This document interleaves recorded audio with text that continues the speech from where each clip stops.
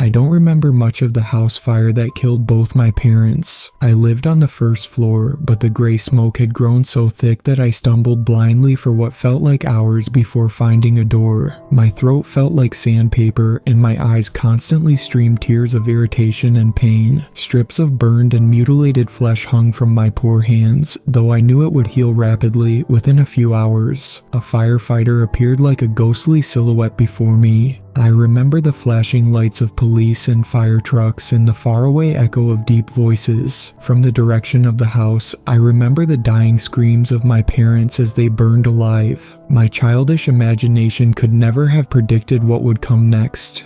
Behind the flurry of ambulances, fire trucks, and cop cars, I saw a single black sedan with tinted windows. Compared to the bright colors and strobing lights of the emergency vehicles, it looked like little more than a shadow. The windshield too looked dark and opaque, nearly impossible to see through. I sat in the back of an ambulance. The EMTs had already cleared me, saying I only had a few scrapes and some mild smoke inhalation and eye irritation, but that I didn't require urgent care or hospitalization. Abruptly, the doors of the black sedan flew open. Two men in black suits stepped out, wearing sunglasses even in the middle of the night. I stared, open-mouthed, as they swerved their way through the jumble of emergency responders and vehicles. They came straight at me, unsmiling and grave. Their faces looked extremely pale, almost vampiric in a way. "Hey there, Ghost in, quite a unique name," the one on the right said calmly, stretching my name out as he dropped down on one knee. His sunglasses looked like mirrors, but they reflected the world darkly.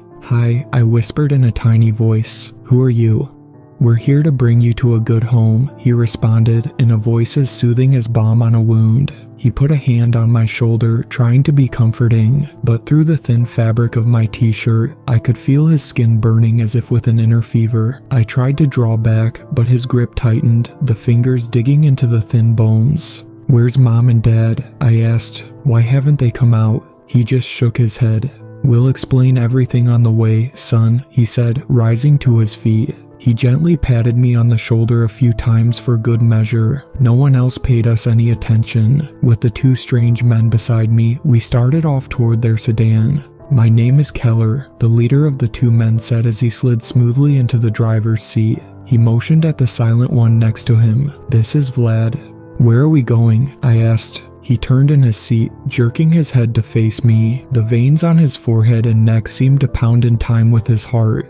"You sure do ask a lot of fucking questions, kid," Keller hissed, his teeth gritted as his lips flew into a snarl. Taken aback, I sat as silent as a statue as he started the car and slowly pulled away from the jumble of emergency vehicles. We traveled in silence for hours, down winding roads and past dark forests. I remember we eventually came to a small airfield in the middle of scattered cornfields. A man with a black rifle stood at the front gate, looking bored and tired. Keller showed him a silver badge in a black leather case, and the gate started to roll to the side.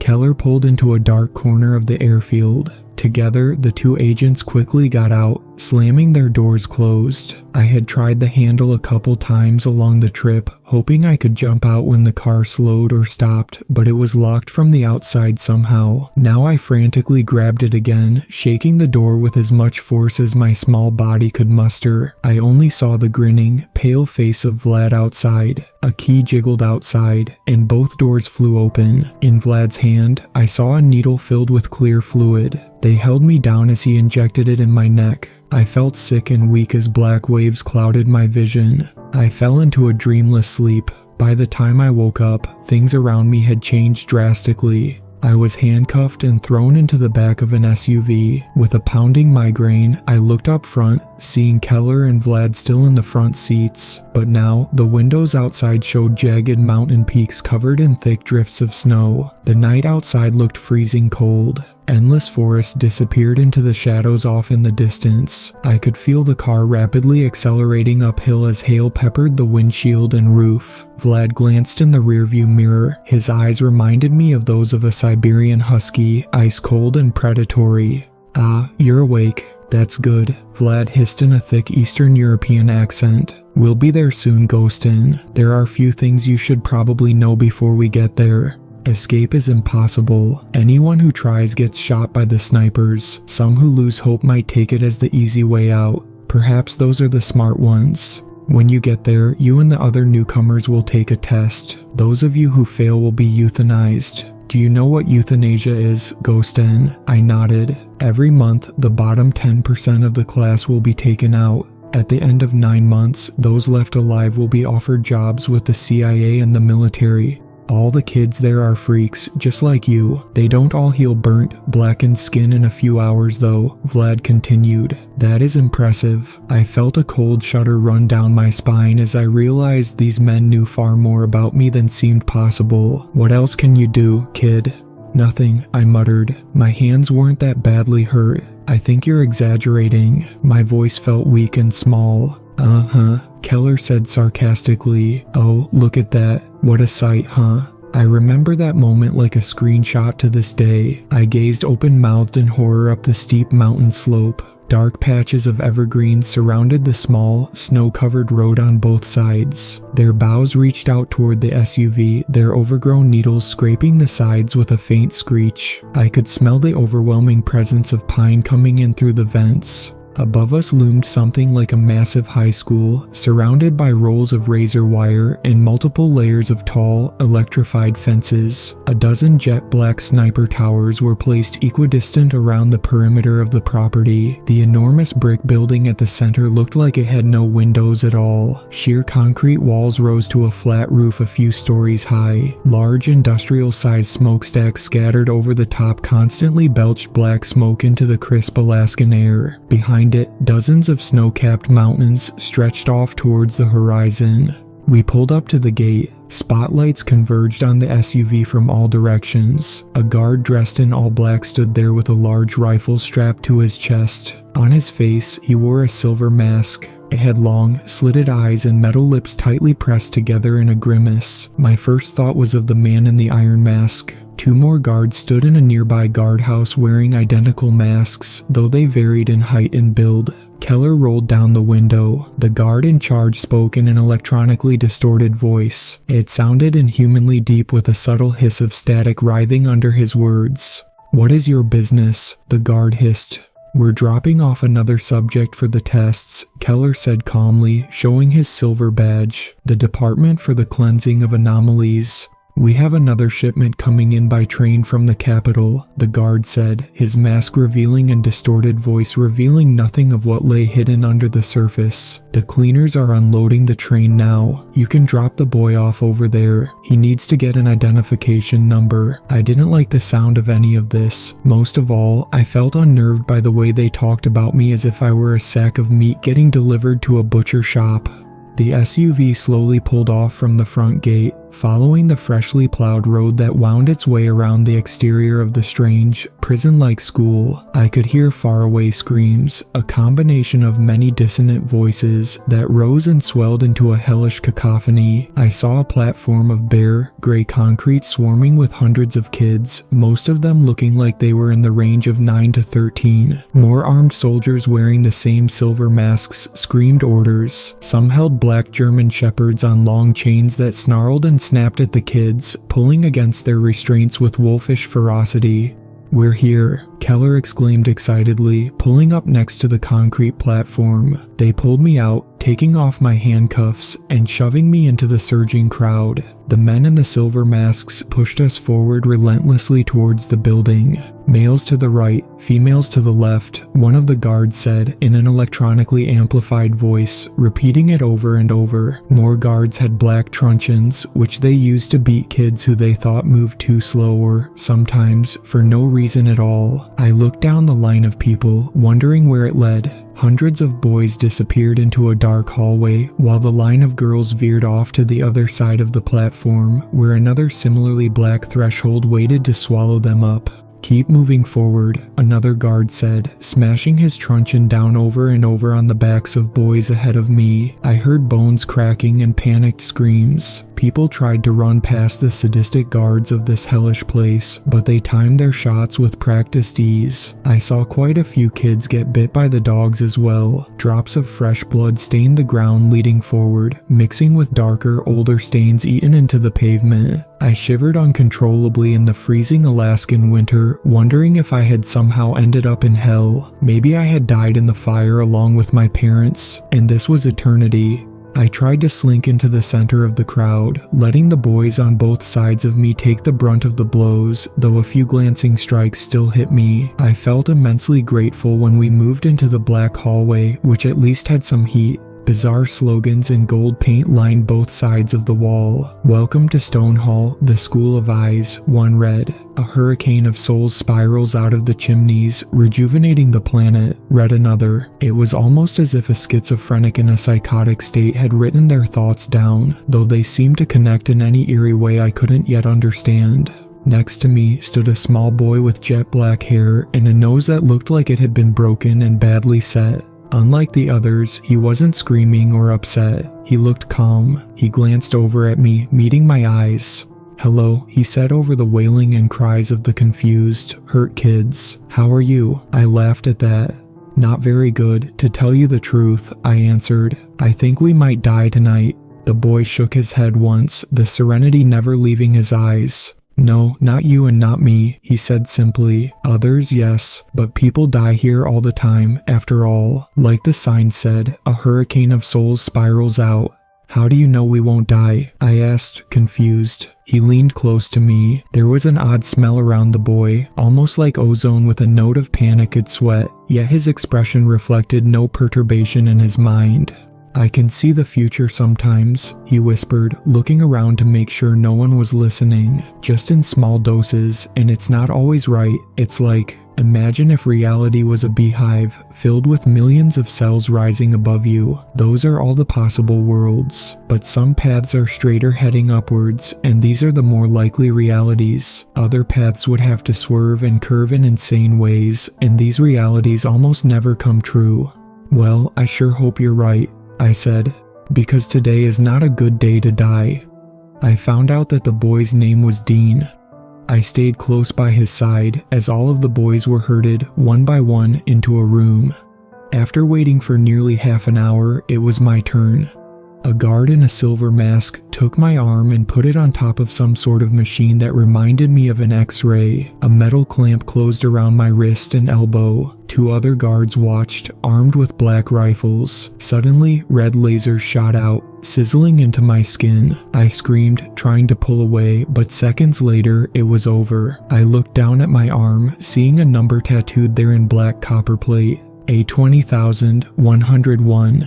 After that, we were led into a large auditorium with hundreds of velvet-lined seats facing a stage. A man in a black robe wearing the same iron mask as all the other guards stood there waiting, not moving in the slightest. For a moment, I thought it might be a mannequin. Dean stood behind me in line. "Find seats," the guards screamed in their amplified voices. People scrambled to the nearest open seat. Dean and I found two seats near the front, only a stone's throw away from the still figure on the stage, looming over the crowd like the angel of death. On the right arm of each seat, there was a tablet. The screen stayed dark for now, but once the hundreds of boys had taken their seats, all of them in the room turned on at once. "You know why you're here in Stone Hall," the black-robed man on the stage said, taking a long step towards the students. "Each of you are different, capable of great things. In this school, we will weed out the weak and feeble. Only the strongest and smartest will survive. The first round of elimination will take place by test. Enter your identification number at the top of the screen. The test will begin in 10 seconds. The questions that came up on the screen seemed bizarre and nonsensical some of the time. The first strange one had to do with tarot. It read, "In front of you, you see the Fool, the Hanged Man, and the Devil. What card comes next?" In a flash, I somehow knew what they wanted me to say. "The Death card." I typed on the small touchscreen keyboard. The questions varied wildly. Some topics focused on astral projection or out-of-body experiences, while others asked about ancient types of torture. Strange wildcards continuously came up, non-sequiturs like the tarot question. I still remember another bizarre one. If the National Socialists had won World War II, in what year would Adolf Hitler have died? It asked. I thought about what Dean had said, how he could see different realities above him like the cells of an eternal beehive. I wrote down 1949, and the test was over. The screens all went black simultaneously. Spotlights overhead came on, shining down on us from all directions. The white glare blinded me temporarily. On the stage, I could just barely see the silhouette of the robed man. He raised his hand, his pointer finger extended upwards, reminding me of the ISIS salute. "The tests are being scored now," he rasped. "Please stay in your seats." I nervously looked around, seeing the other students sweating heavily. The doors at the back of the auditorium flew open. Dozens of guards with rifles walked in, their masks gleaming under the harsh fluorescent light. In pairs, they walked over to some of the boys, pulling their arms out and checking the tattooed numbers. They passed by me and Dean, but the boy on the other side of me had failed. Sweating heavily, I saw him stumble to his feet as the black-gloved hands of the guards forced him up.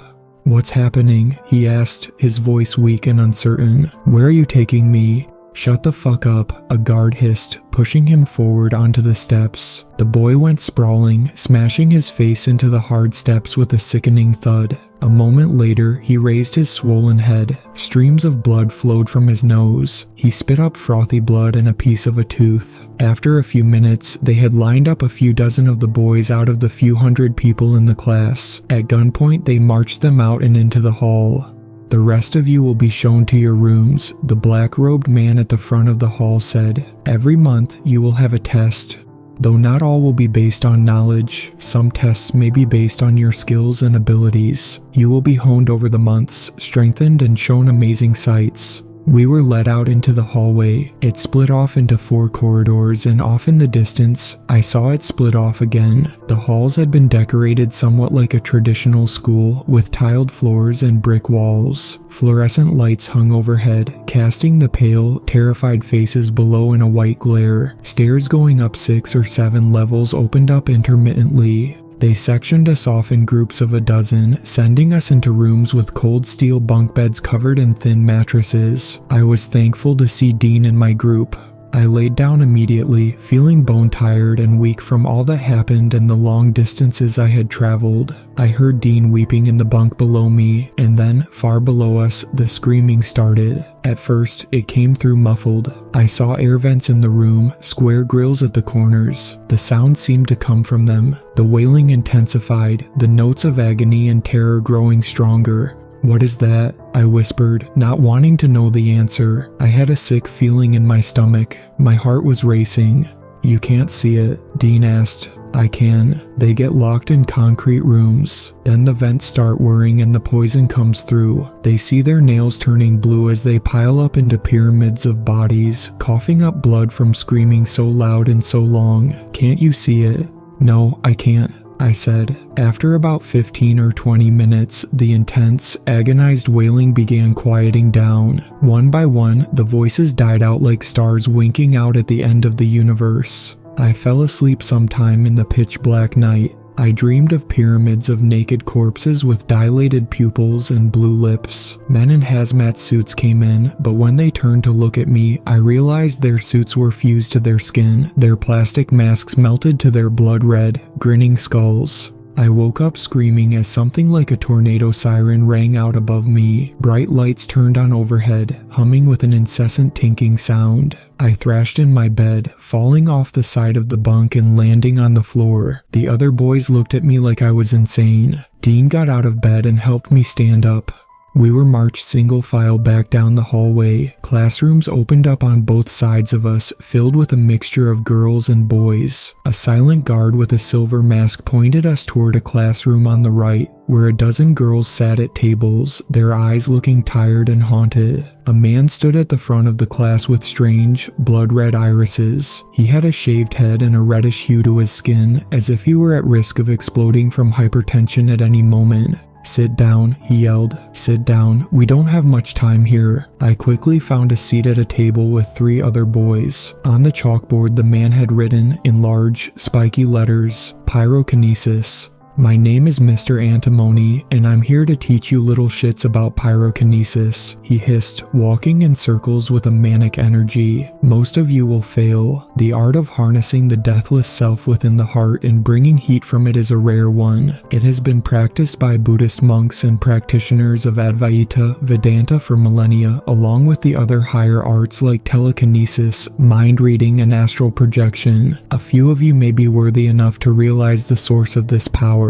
In the drawers in front of each of you, you will find a variety of objects: cotton balls, rubbing alcohol, paper, and a book titled The Art of Living Fire, written by the ancient seer Hermes Trismegistus. In the first class of this bizarre place, we were taught how to heat objects with our hands until they exploded into flames. The 2 other boys at our table, Kim, a young Asian kid with magnified glasses, and Tommy, a little, malnourished looking kid, instantly proved to be adept at the lessons. I hadn't succeeded in lighting even the smallest cotton ball when something went horribly wrong in a flash. Kim had succeeded in igniting a Bible on fire when a ball of flames shot out of his hands, causing the bottle of alcohol to erupt. It melted in an instant, dripping a blue inferno over the table. It soaked into Kim's shirt and pants, and the red flames that emanated from his hands exploded. He screamed, running in circles as his skin blackened and dripped. I saw his eyes melting out of his head. He fell to the floor and someone grabbed a jacket and tried to smother the flames, but it simply ignited. The student dropped the jacket, backing away from the screaming, writhing body on the floor. During the next few weeks, we continued to learn at the nightmarish classes of Stone Hall. Regular casualties occurred, and deaths frequently happened during accidents. Yet these deaths did not go towards the quota that would be enforced in another week. Another 10% of the class would die, and this time, they said the tests would include practical demonstrations of powers that would be ruled by a team of judges. "We need to get out of here," Dean whispered one night. Tommy lay at the next bunk over, his small face looking pinched and mousy in the dark. "They're going to start the executions again soon," he said. "The path to the concrete rooms down below." "The path to the gas chambers," Dean agreed. "We need to find a way to break out and tell the world about this place." All of us had grown exponentially in the last few weeks, our latent abilities coming to fruition under the constant watchful eyes of the teachers.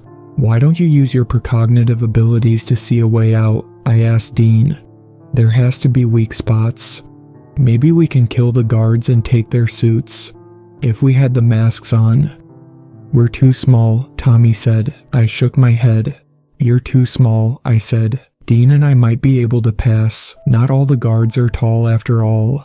"What if the students rebelled?" Tommy asked. "Maybe we could ask around, see if other kids want to fight back and try to escape. If all of us attack them at once." "They have precognitive abilities too," Dean said. "They're going to see the most likely paths just like I can, at least the ones at the top and a few of the teachers.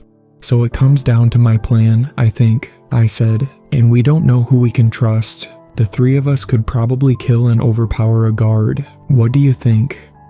"They killed my parents and kidnapped me," Tommy spat with venom. "I would love to see some of these fuckers dead." "I hope it doesn't come to that, but I think it might," Dean said, and then everything went quiet. On the day before the scheduled test, Tommy came running up to me and Dean after the class on assassination techniques had finished. His scarecrow thin face shone with a wide grin. I had never seen him so excited. "I think I found a way out," he said. He looked around furtively, making sure no one else stood close enough to hear. "Do you guys remember the day you came in here?" I nodded. "How could I forget?"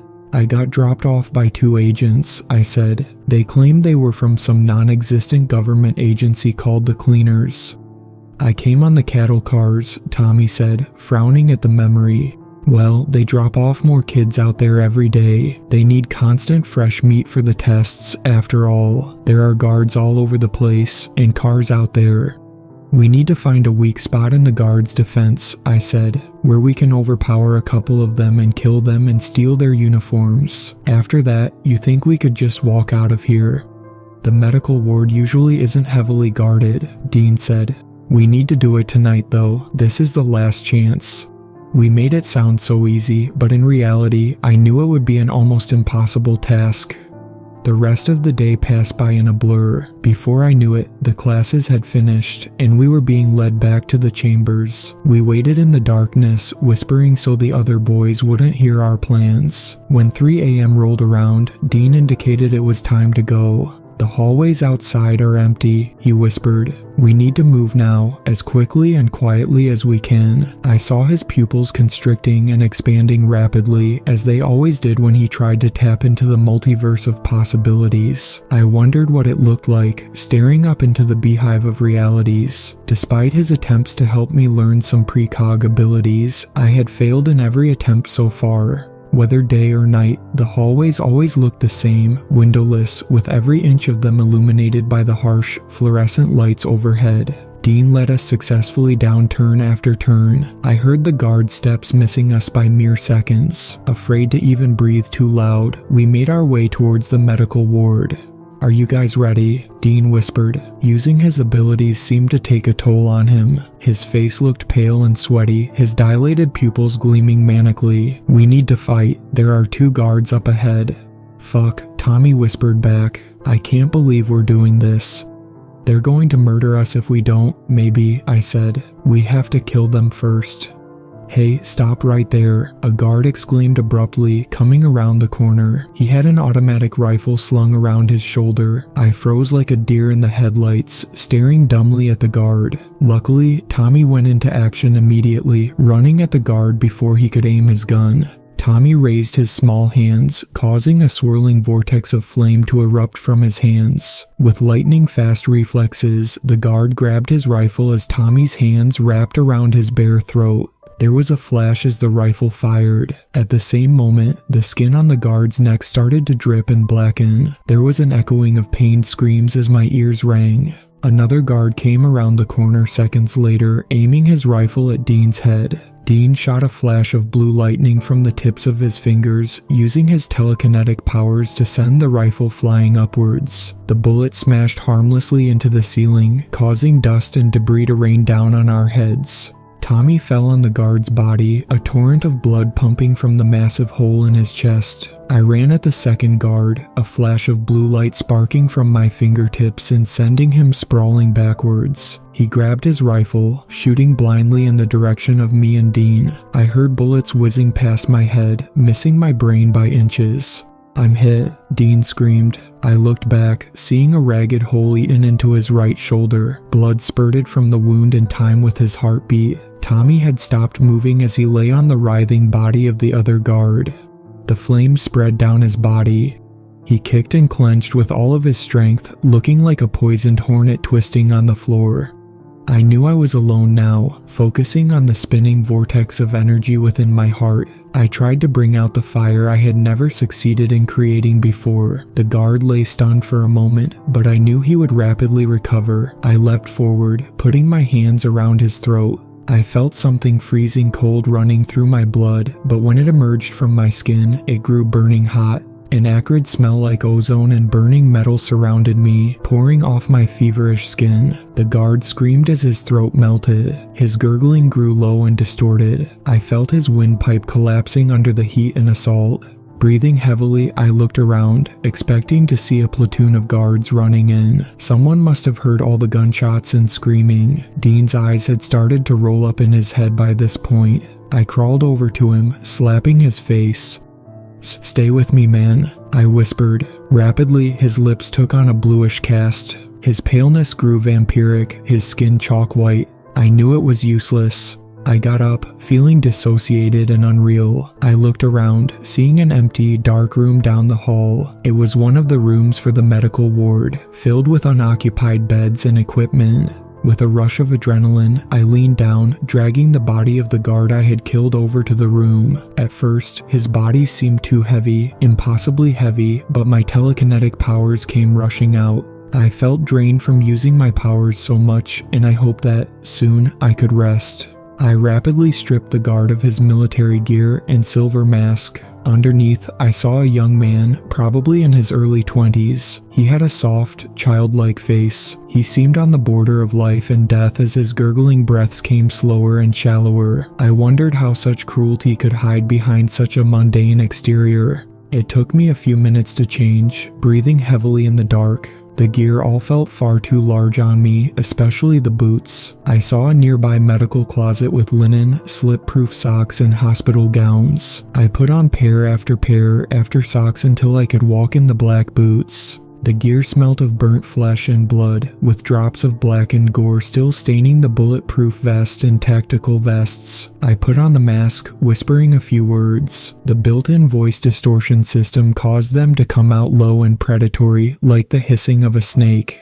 "Stay with me, man," I whispered, feeling the echoes of past atrocities spreading around me. "Stay with me." I slowly opened the door, looking both ways but seeing no one. Close by, I heard heavy footsteps rushing in our direction. I came around the corner as a dozen guards ran up with rifles. The one in front froze, holding his gun with practiced ease. I stared into the unreadable silver face, wondering if this was the end. "I found 2 boys dead," I said. "Some guards too." "We heard gunshots," he responded. I nodded, pointing behind me at the pools of blood and the broken bodies laying strewn about like garbage. "It looks like a couple kids attacked some guards," I said. I was just about to go report it and call for backup.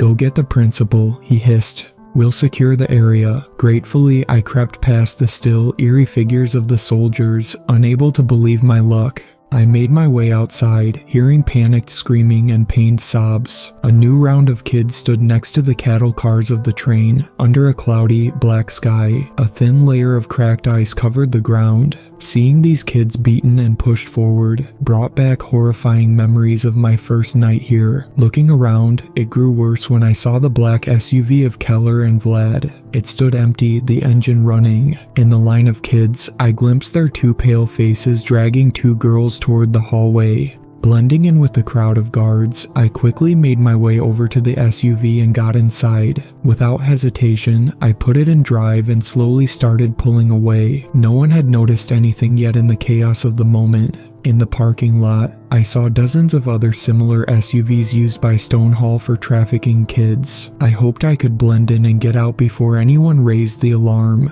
I pulled slowly up to the main gate, my heart twitching like a trapped rabbit. The iron mask of the guard revealed nothing as I rolled down the window. He held his rifle tightly in his hands. Through the eye holes, I saw 2 red irises staring out.